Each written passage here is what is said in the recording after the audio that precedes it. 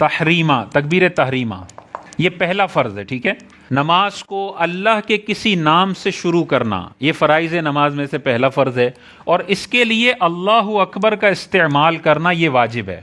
اللہ الرحمن سے بھی کسی نے نماز شروع کی تو نماز ہو جائے گی، لیکن واجب کا ترک ہو جائے گا، گناہ گار ہوگا، نماز شروع ہو جائے گی، ٹھیک ہے۔ دوسرا اس میں کیا ضروری ہے؟ آواز۔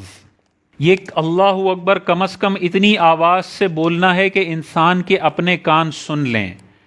اگر اتنا ہلکا بندے نے بولا کہ کانوں تک آواز نہیں پہنچی، یا صرف ہونٹ ہلے ہیں آواز ہی نہیں نکلی، یا ہونٹ بھی نہیں ہلے دل میں پڑھ رہا ہے، یہ پڑھنا نہیں کہلاتا۔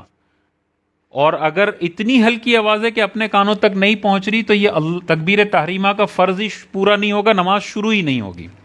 بہت سارے لوگ یہ غلطی کر رہے ہوتے ہیں، جیسے نارمل رکوع سجود کے لیے اللہ اکبر بول رہے ہوتے ہیں، تکبیر تحریمہ میں بھی ویسے ہی اللہ اکبر، آواز ہی نہیں آئی، صرف ہونٹ ہل رہے ہیں، یہ نماز کا فرض چھوٹ جائے گا، نمازیں قضا ہو جائیں گی، ٹھیک ہے۔ تو کم از کم اتنی آواز ہو کہ اپنے کانوں تک پہنچ جائے، اگر کوئی شور وغیرہ نہ ہو۔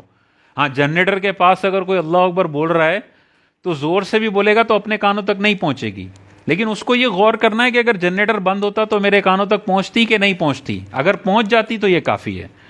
اسی طرح اس کا تلفظ بہت زیادہ ضروری ہے۔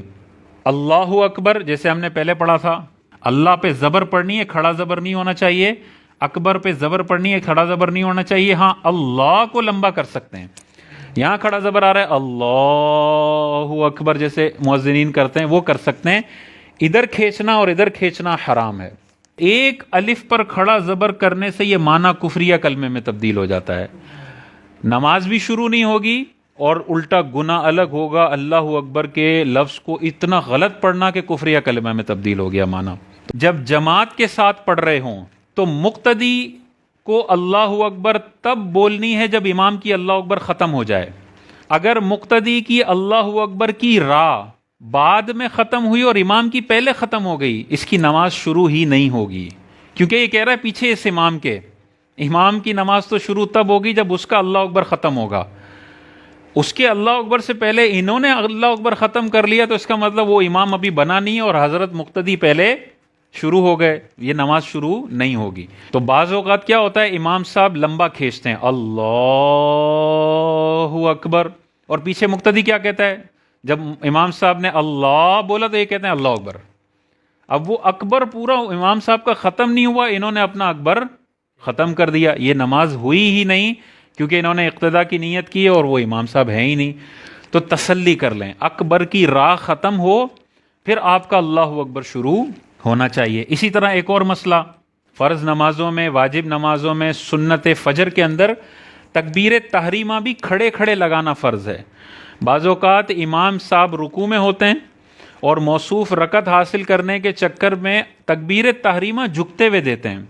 اگر اس کنڈیشن میں انہوں نے تکبیر تحریمہ دی کہ یہ ہاتھ بڑھائیں تو گھٹنوں تک پہنچ جائے، یہ کھڑے کھڑے انہوں نے تکبیر تحریمہ نہیں کہی ہے، یہ نماز کا ایک فرض ہی ختم ہو گیا، نماز شروع ہی نہیں ہوئی۔ تو رکعت نکلتی ہے، نکلنے دیں، تسلی سے پہلے اللہ اکبر بولیں، پورا اللہ اکبر ختم ہو، اس کے بعد اللہ اکبر بول کے رکوع میں چلے جائیں۔ رکعت مل جاتی ہے بیسٹ ہے، نہیں ملتی آخر میں آپشن ہے، آپ پڑھ سکتے ہیں، لیکن رکعت کے لیے پوری نماز کو خراب کر دینا یہ جائز نہیں ہے۔